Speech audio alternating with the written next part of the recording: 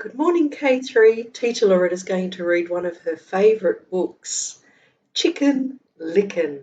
Are we ready? Let's go.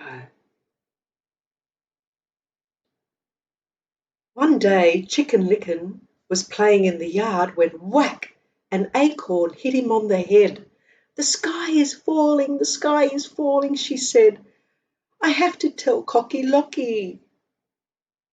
"Cocky Locky, Cocky Locky, the sky is falling, the sky is falling," Cocky Locky said. "Is it? Well then, we have to tell Ducky Daddles." "Ducky Daddles, Ducky Daddles, the sky is falling, the sky is falling," Ducky Daddles said. "It is? Well then, we have to tell Goosey Poosey." "Goosey Poosey, Goosey Poosey, the sky is falling, the sky is falling," Goosey Poosey said. "It is? Well then, we have to tell Turkey Lurkey."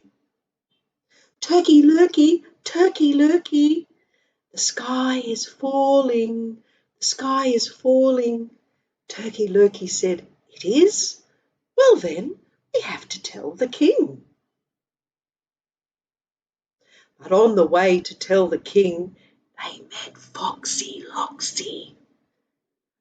"Foxy Woxy, Foxy Woxy, the sky is falling, the sky is falling.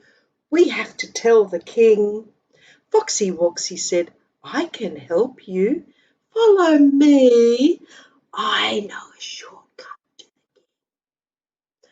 Foxy Woxy led Chicken Little, Cocky Locky, Ducky Daddles, Goosey Poosey, and Turkey Lurkey right to his den. He licked his lips and said, "Step inside to see the king." "Tricky, Foxy Woxy, the king is not there," they shouted and ran away as fast as they could. At last they arrived at the castle. "King, king, the sky is falling, the sky is falling. A piece of it fell on my head." "Sky is not falling. An acorn fell on your head," the king chuckled and plucked the acorn from Chicken Little's head.